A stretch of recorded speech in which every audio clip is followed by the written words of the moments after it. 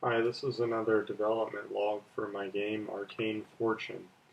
Today I'm going to be talking about some improvements I've made to the action system of the game and the turn system, and I've added some buildings that uh, can be created by the workers in the game. So let me start out with the action system that you already kind of saw a little bit of last week. So previously when I moved a unit, I just had it jump to the end for the sake of just a placeholder. Now I've added it, or I've added the functionality for it to simply step forward each turn, as is the desired functionality. So I just moved this unit down below, and you can see um, there its path is again, in case you want to check in the future. So let's go to the next movable unit. And one action we can do for this unit is press F to fortify the unit. So as you can see down here are the actions possible and the keys you can press to tell the unit to perform that action. So fortify basically will make the unit just sit there, and it will get defensive bonuses for being fortified. Then if we go to the next unit, when I do this, when I go to MGN, I'm just going to the next unit that has not moved for this turn. So here's a warrior, which wasn't present last week, so I'll fortify that as well. So if I go now to the next one, there aren't any, that's just where I was.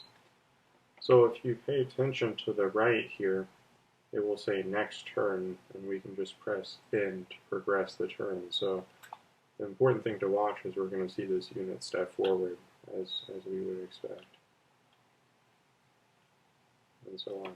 So when you have units which have actions but have not moved for that turn, you cannot just press N to keep progressing the turn. You really have to confirm that you've observed that you're kind of skipping over units that could be moving around. So if we do Shift N, that'll progress the turn anyways, as you can see the turn counter increasing. The next action that gets into the buildings is that each worker can build various types of buildings. At the moment, I've just added the option to build City Hall, which will basically be like the city center for each of your cities, and the amount of taxes you collect from surrounding areas in the game will be computed based on their distance from the city hall. So you want to have as many as possible, but the downside is that the city halls will basically increase the maintenance cost of your empire, so it'll be a balance that the player has to decide.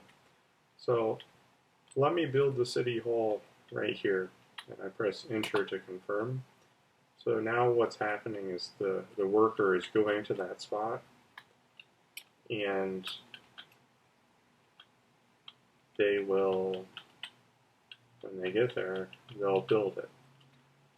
And so it takes several turns to build the city hall. So down here, if you go to the city, you will see the progress that we have. So each turn, as I'm progressing it further, we make progress on it. And the orange-yellow is just to indicate that it's under construction visually. So as we go forward and finish it, it all turns to red. If we zoom out, we can kind of see how it is supposed to look. When we try to zoom out, we can still find it easily again when we zoom back in. The other thing I've added is similar to how I've been jumping to the units. I can jump to basically the next city, so it'll center me on the map, regardless of where I was. The last minor thing that I'd like to show is that it's possible to have multiple units on each land piece. So right now, this is just one unit. It's occupying that piece of land, and another single unit, and so on. But if you have multiple, right now the game only lets you have 2 units for each piece of land. And the reason for that is I think it will make the game a little more engaging and intuitive. For example, in Civilization, you can have what seems like nearly infinite in some of the older versions, like Civilization 4, nearly infinite units on one plot of land. And what happens with that is a good strategy is to just have a stack attack of units, just stack them all up, and then just crush cities and countries with that one stack. But I don't find that as realistic as, if you had to spatially spread out the units a little bit. It makes you think a little bit more like probably actual warfare might be more analogous to. So anyway, so right now these plots have 2 units on them, and you can see right now I'm just being shown this first one, which is owned by Rome. And if I press Tab on the keyboard, I've switched over to this other unit. So it's as simple as that for selecting different units.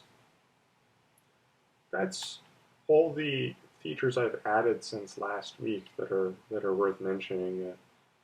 One thing is that with the buildings, I'm going to try to make the game as configurable as possible, or at least as moddable as possible.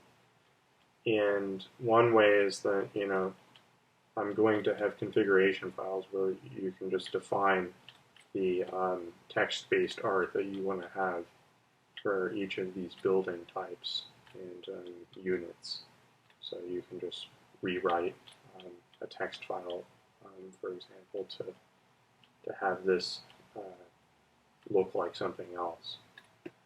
Anyways, thank you for watching, and I hope you check back next week for more updates.